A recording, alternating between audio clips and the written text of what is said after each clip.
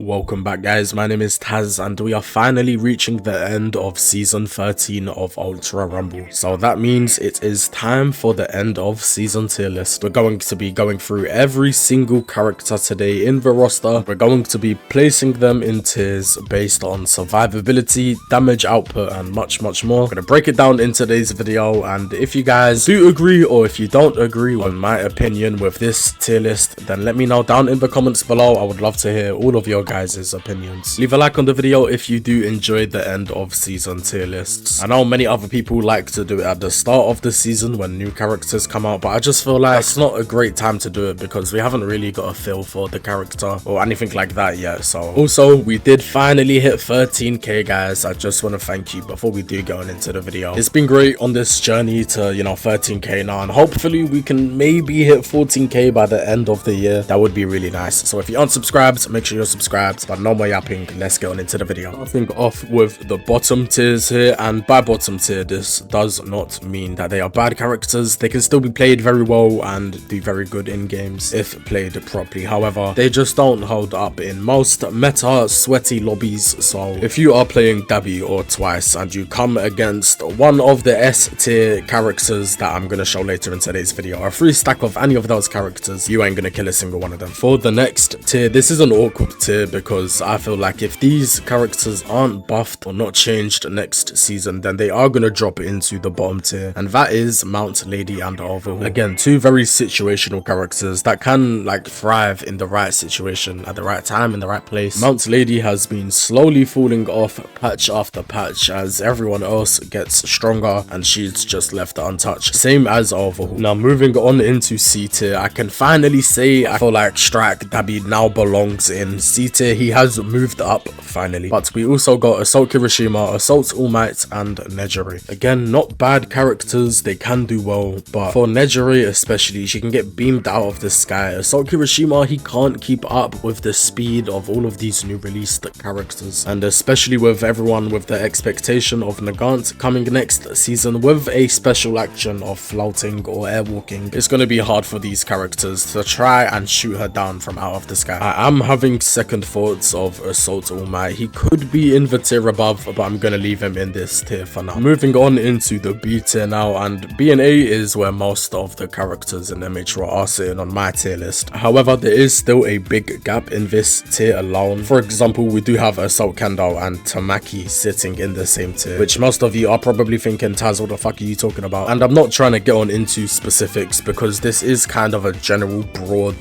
tier list I have made here, and my take on this tier is if played right with the right team and playing as a team, these characters are sometimes unbeatable. You can't get past them, you can't get away from them, and if they want to lock onto you and only go for you, then you're gonna have a really fucking hard time in game, okay? However, their pick rate is low in comparison to the A tier and my S tiers here, which we are gonna get on into now. Now, I'm not gonna go through every single character again. I'm gonna point out some characters that I feel like may be questioned from this tier here though, and one of them is Shinto, because I know he did get quite a big nerf actually last patch. However, he can still do alpha beta and his betas are still just as easy to connect. So realistically, nothing really changed on him. He is still a really good team player to have on your free stack for ranked or even casual. Same does really go for Mr. Compressor. He's in the same boat as Shinto. Did get a nerf, however, nothing much has really changed. However, you may be seeing a Chaco. I have brought her down a tier, even though you can still do gamma, alpha, gamma. The numbers don't lie. Her pick rate has definitely gone down. You do see her in games a lot less. With Assault Deku, I know he shouldn't really be sitting in this tier. However, with the right tuning, he can still be a very good character, and I know I really shouldn't be giving tuning as a reason to why Deku is sitting in this tier, and he's kind of the only character I'm using tuning here to let him be in this tier. Like, no other character has been based off tunings or anything like that. I've seen a few people say Cementos is actually kind of a pooey character this season, but me personally, I do not think so whatsoever. Cementos is a very good character to have on your team, especially in this meta. And lastly, some of you may be thinking Young AFL does not deserve to be in this tier. Don't care, he's not as good as he should be. For a battle style release, he should be much more overpowered than what he is right now. I feel like he should get maybe some buffs even at the end of this season. Like, I wouldn't be too mad at that. Okay, moving on into S tier characters now for mhur season Season 13. We have Strike Kirishima, Assault Endeavor, Assault Ochako, Strike Hawks, Strike Shoto, Tech Mirio, Monoma, and Strike Deku. I don't feel like there's much argument here or anything to be said for any of these characters. They are all S tier, they are all very good solo or in 3-stack. Movement is insane. Maybe something to say about Strike Shoto, the reason why he is in this tier. Acceleration double beta combo is insanely broken, and if you don't know about it yet, then go and test it out for yourself in training now. It is just broken. That's all I've got to say for it, and that's the reason why he's sitting in this tier. Oh, but Taz, you just said you won't use the reason for tuning on any of the characters. Shut the fuck up. That's not the only reason why he's in this tier. If we compare the 3 OG